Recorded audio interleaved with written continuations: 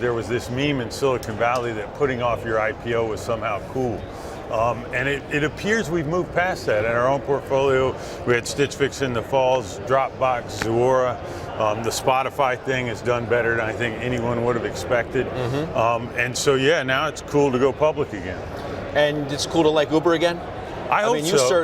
You certainly seem to, after leaving the board, you seem to, you know, you have a better view of the company than you did. Well, I mean, it's a question 12 months ago. I would push to everyone else. You know, do you think Uber's in a better position now than it was 12 months ago? Well, that's for you to answer, not me. I think it's more stable now than it was in terms of the management standpoint. Yeah. I think Dar's done an amazing job. So, you know, the first thing that he did when he came in was set the tone on culture, do the right thing no matter what. And that was something that was critically important. He then hit the road, I think, in all of the geographies where regulatory issues were prevalent, and has done an amazing job of hitting those. After that, you know, he started working on deals. We did the SoftBank transaction, which changed the governance. He did the deal in Southeast Asia, which had a huge impact on the company. And now they're moving product stuff, new driver app, new consumer app with integration. And yeah, so I'm tickled, and I've gone back to being a normal venture capitalist. When's the IPO coming? Not an activist venture capitalist. When is the IPO coming? He is committed to 19, I think, publicly. So I don't have any new We still have to wait. We still have to wait that long. It's not that far. All right.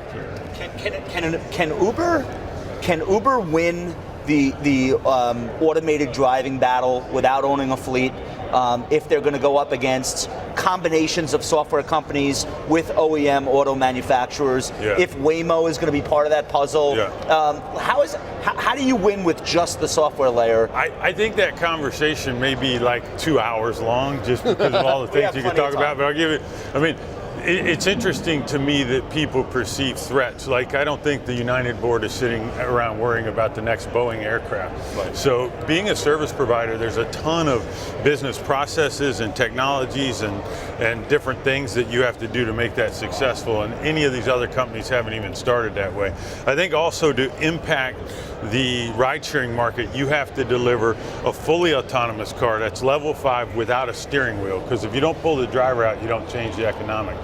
Below 30K in volume. And I think watching Tesla, we see producing brand new cars in volume doesn't happen overnight. Slowly, so right. I think also in the US market, we have probably the most, you know, highest lawsuit prevalent, you know, society of all of the G20. And so I think without caps, the US will be last. We'll be slow to adopt.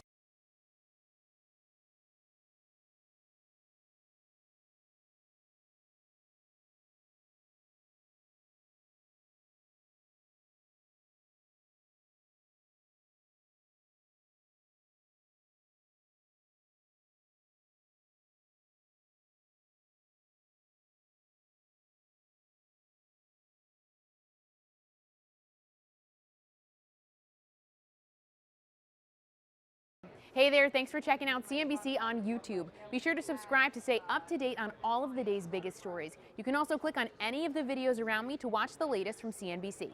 Thanks for watching.